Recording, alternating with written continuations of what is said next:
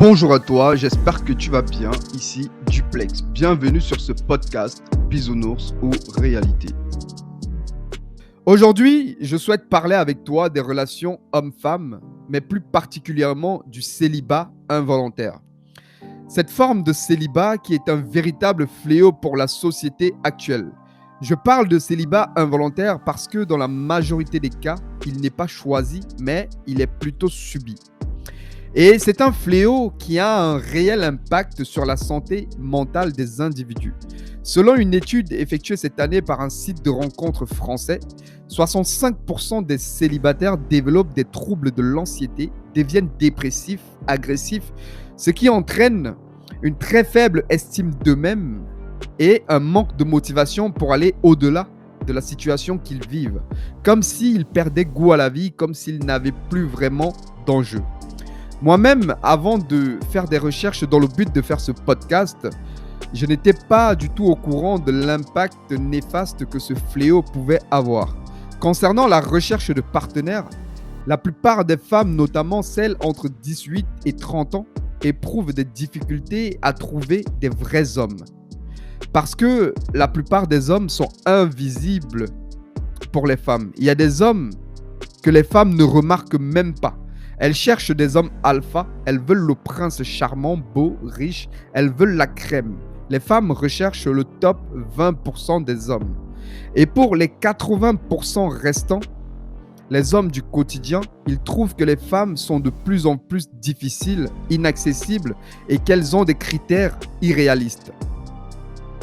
Pour toi, quelles sont les raisons de ce fléau ? Pourquoi est-ce que ça existe maintenant? Pourquoi est-ce que ça n'existait pas avant? Et pourquoi est-ce que cela va s'accentuer avec le temps? Je vais tenter de répondre à ces questions en m'appuyant sur des recherches et sur des statistiques, car ce fléau n'est pas du tout à prendre à la légère. Tout d'abord, nous allons parler des raisons sociales et économiques. Tu me diras ce que tu en penses, mais pour moi, cette société hybride capitaliste dans laquelle nous vivons actuellement ne favorise absolument pas l'épanouissement de la vie de couple. Au contraire, elle fait tout pour qu'on s'en éloigne. Tout comme le démontre, selon mes recherches, tout comme le démontre une publication du Figaro datant de 2019, les grandes entreprises investissent dans le marché du célibat. Ah ouais, le célibat, ça rapporte énormément d'argent. Ils investissent dans des sites de rencontres, ils investissent dans des clubs de voyage réservés aux célibataires, mais aussi des speed dating. Parce que les célibataires représentent une part de marché énorme. Ils sont assez nombreux. Les célibataires n'ont pas la charge familiale. Donc les célibataires sont amenés à dépenser beaucoup plus d'argent dans des voyages, dans les loisirs. Et je suis tout à fait d'accord.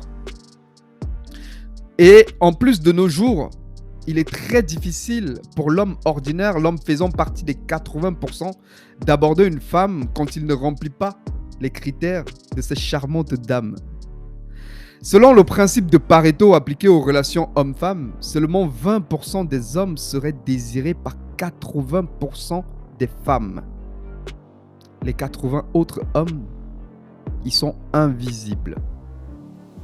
Pour illustrer mes propos, je dirais qu'un homme lambda qui aborde une femme dans la rue sera traité de pervers, de forceur. Alors qu'un homme du top 20%, on dira plutôt qu'il est charmant, qu'il est attentionné, que c'est un gentleman. Tout simplement parce que cet homme possède des atouts physiques, financiers ou alors sociaux qui correspondent aux critères tant convoités par cette dame. En somme, la plupart des femmes ne sont pas contre le fait d'être abordées dans la rue ou ailleurs. C'est juste qu'elles ne veulent pas être abordées par n'importe qui. Elles veulent être abordées par cet homme qui leur font rêver. Elles veulent être abordées par l'homme qui se trouve au top de la pyramide. Elles ne veulent pas être abordées par Bernard, caissier à Lidl, qui a un physique tout à fait banal et négligé. Non, non, non. Elles veulent être abordées par un homme grand, fort, beau, financièrement et socialement supérieur à elle, cet homme qui fait mouiller les dames rien que par sa présence et par son charisme. Le piège dans l'histoire, c'est que la plupart des femmes rêvent du même type d'homme. Elles ne pensent donc, les femmes entre elles, elles ne se disent même pas, écoute, tiens, quand je parle avec ma copine, au fait, c'est le même type. Quand je parle avec Nathalie, quand je parle avec Clémentine, c'est le même type d'homme qu'on recherche, au fait. Non, elles ne s'en rendent même pas compte. En seconde partie, je parlerai des raisons numériques. À l'ère de la communication à haute échelle dans laquelle nous vivons actuellement, c'est beaucoup plus facile pour une femme de se faire aborder et d'avoir plus de validation sur des applis de rencontres et sur les réseaux sociaux. Encore une fois, que ce soit le fait d'aborder une femme dans la rue ou sur les réseaux sociaux ou sur des applis de rencontres, le game est tout simplement truqué pour les hommes. Pourquoi ? Parce que, un homme qui a un physique banal, qui met une photo de lui sur Tinder ou sur une autre appli de rencontre, que sais-je, il aura quelques matchs, il aura comme ça 2-3 matchs au passage. Et ces 2-3 matchs ne seront même pas des femmes, ça sera pas vraiment, ça sera pas ça sera pas le top des femmes, ça sera plutôt des femmes qui sont mentalement instables ou des femmes qui ont vraiment des choses à se reprocher. Alors que la collègue de Bernard, Magali, qui a à peu près le même physique que notre très cher Bernard, qui met une photo d'elle sur Instagram, sur les réseaux sociaux, sur TikTok, sur Tinder, ou alors sur d'autres sites de rencontres, elle aura beaucoup plus de matchs que notre très cher Bernard. Et Magali aussi, vu que parce que c'est une femme, elle pourrait carrément se taper son boss et même son collègue Bernard au passage. Et aussi, elle pourrait comme ça trouver un homme soja, un homme féminisé, un homme hybride qui pourrait la prendre pour épouse. Alors que Bernard, à moins d'avoir le bol sur un malentendu, ne pourra jamais prétendre se taper sa patronne. Même en rêve, ça pourra jamais se passer. Pourtant, tous les deux font partie de la même classe sociale.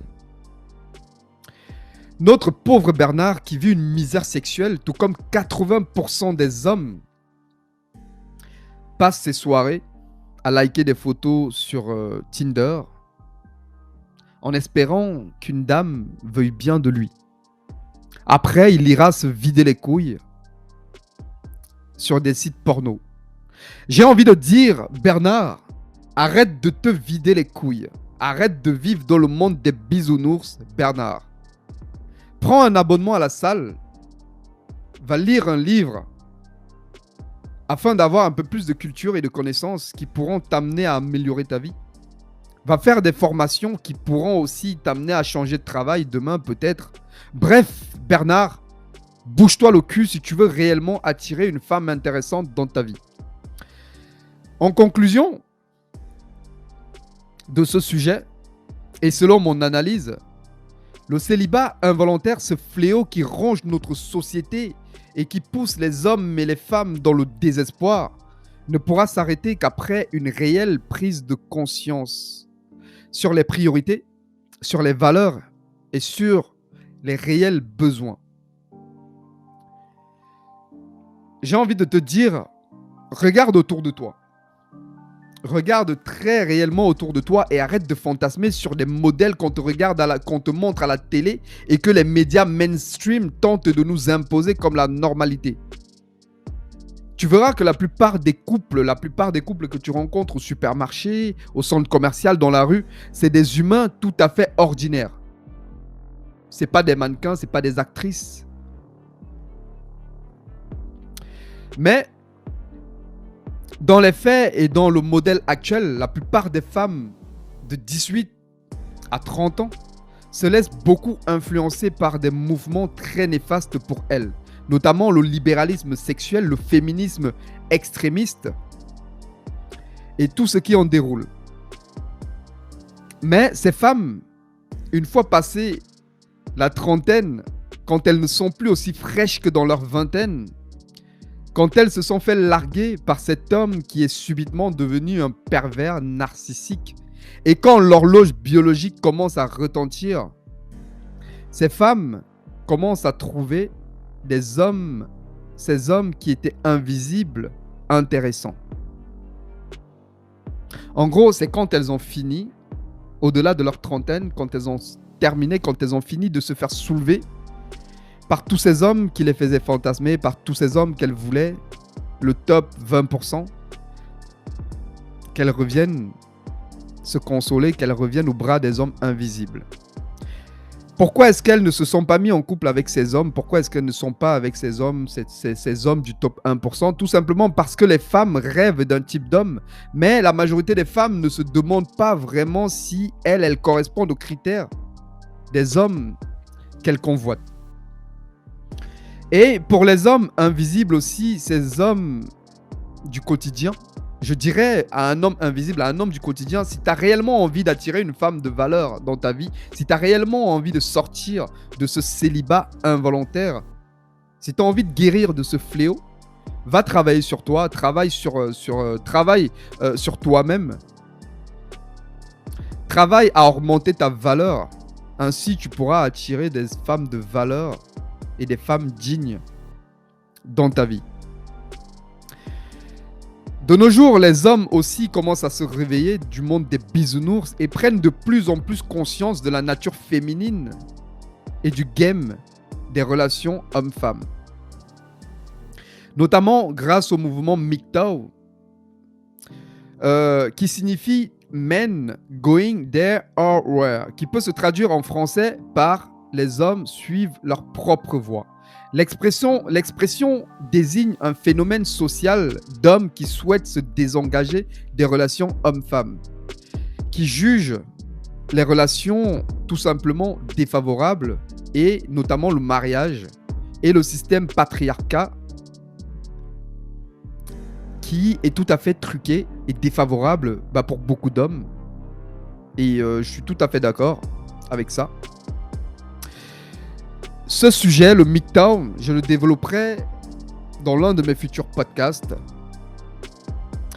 Et aussi, j'aimerais te poser une question. J'aimerais que tu répondes avec moi, que tu me répondes très sincèrement. Entre une femme féministe, libéraliste, qui à ses 70 ans se retrouve seule, aigrie dans une maison de retraite, à se faire gifler, à recevoir des baffles, des gifles, des jeunes filles, comme on a pu le voir dans une vidéo qui circule sur les réseaux, qui n'a personne pour la défendre, personne pour se soucier de son sort. Entre cette femme et une femme douce, féminine, qui est restée avec son mari et qui a su se servir de sa féminité pour bâtir un foyer, et qui à ses 70 ans se retrouve entourée de sa famille et de ses petits-enfants, dis-moi, réellement, selon toi, laquelle est la plus heureuse? C'est tout pour moi aujourd'hui. Prends soin de toi et surtout, reste dans l'action. Ciao.